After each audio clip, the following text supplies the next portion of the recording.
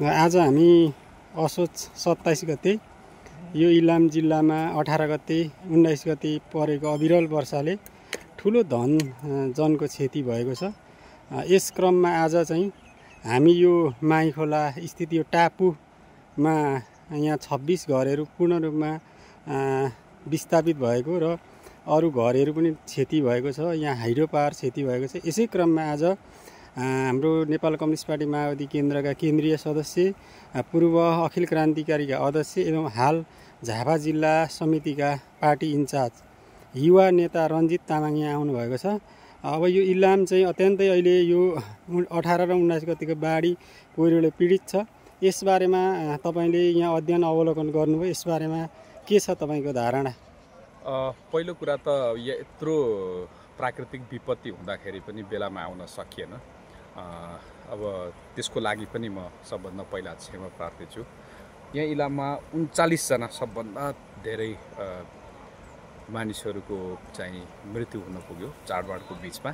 म सबैप्रति हार्दिक श्रद्धाञ्जली व्यक्त गर्न चाहन्छु। अनि धेरै घर परिवारहरू चाहिँ अस्तव्यस्त हुनुभएको छ, कतिपय घाइते हुनुभएको छ। उहाँहरूको म शीघ्र स्वास्थ्य लाभको कामना गर्न चाहन्छु। र धेरै ठुलो विपत्तिको कारणले गर्दाखेरि धेरै मानिसहरू घरबार विहीन हुनुभएको छ। यहाँ भर्खरै पनि हामीले स्थानीयहरूसँग पनि कुराकानी गऱ्यौँ। म नेपाल सरकारको विभिन्न निकायहरू आएर यहाँ उहाँहरूलाई भेटेको छ, उहाँहरूलाई आश्वासन दिएको छ। सरकारले पनि विपदग्रस्त जिल्लाको रूपमा यसलाई घोषणा गरेको छ। नेपाल सरकारका प्रतिनिधिहरू पनि आएर एक प्रकारले यहाँ निहालेर गइसक्नु भएको छ। त्यसो हुँदाखेरि नेपाल सरकारले जति सक्दो चाँडो यहाँ घरबार विहीन भएकाहरूलाई घरबारको व्यवस्थापन, घर भत्किएकाहरूलाई घरको निर्माण वा पुनर्निर्माण, क्षति भएकाहरूलाई परिवारका सदस्यहरू चाहिँ गुमाएकाहरूलाई त्यही अनुसारको राहत र क्षतिपूर्ति र सँगसँगै यहाँ धेरै अब चाहिँ घाइतेहरू हुनुहुन्छ, उहाँहरूको निःशुल्क उपचार र आवश्यक पर्ने उपचारको प्रबन्ध नेपाल सरकारले गरोस्। म नेपाल सरकारको गम्भीर ध्यानाकर्षण पनि गराउन चाहन्छु र उहाँहरू यहाँ आएर यो चाहिँ जुन आश्वासन दिएर जानुभएको छ त्यो यथाशक्य चाँडो कार्यान्वयन होस् भन्ने पनि म चाहन्छु।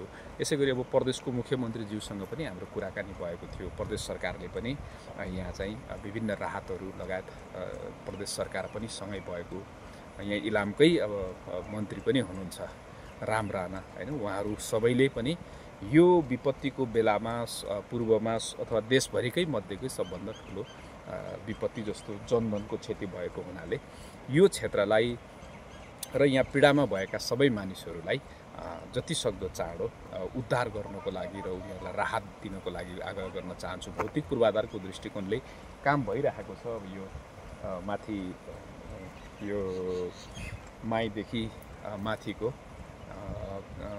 के अरे माथि के अरे गोदक सिमल गोलाईको जुन बाटो छ त्यो बाटो पनि बन्दैछ। धेरैतिर पनि यातायातहरूको अवरुद्ध भएको छ। यो ताप्लेजुङदेखि चाराली हुँदै देशका विभिन्न ठाउँमा जाने यो मेची राजमार्गको पनि यो अति महत्त्वपूर्ण ठाउँ हो, जहाँ कुनै अरू विकल्पहरू छैन, अरू डाइभर्सनहरू गर्न सक्ने सम्भावनाहरू छैन, जसको कारणले गर्दा हामीले देखिरहेका छौँ चाडबाडको बेला छ, मान्छेहरू बिरामी भएका छन्। अनि केटाकेटीहरू बुढापाकाहरू आफ्नो भारी बोकेर आफ्नो सामान बोकेर एकदम कष्टसाध्य ढङ्गबाट यात्रा तय गरिराख्नु भएको छ। त्यसले गर्दाखेरि सरकारले पनि ठिक ढङ्गले काम त गरिरहेको छ, अझै यसमा प्रभावकारिता होस्। अनि अब प्रवासजी म तपाईँसँग पनि एकदम तपाईँलाई पनि धन्यवाद भन्न चाहन्छु। तपाईँहरू जस्तो युवा साथीहरू यस्तो प्राकृतिक विपत्तिको बेलामा बिहानदेखि बेलुकासम्म खट्नु भएको छ। के गर्दाखेरि जति सक्दो चाँडो आफ्नो थोरै प्रयत्नले पनि केही हुन्छ कि भन्ने चाहिँ कोसिस गर्नुभएको छ। तपाईँहरूलाई पनि म धन्यवाद व्यक्त गर्न चाहन्छु। झापा जिल्ला पार्टीको तर्फबाट, मेरो आफ्नो व्यक्तिगत तर्फबाट पनि हामीले यहाँ पार्टीको प्रदेश समितिले चाहिँ राहत उपलब्ध गराउने मृतकहरूलाई भनेर तयारी गरेको छ। हामीले एउटा कोष निर्माण गर्दैछौँ।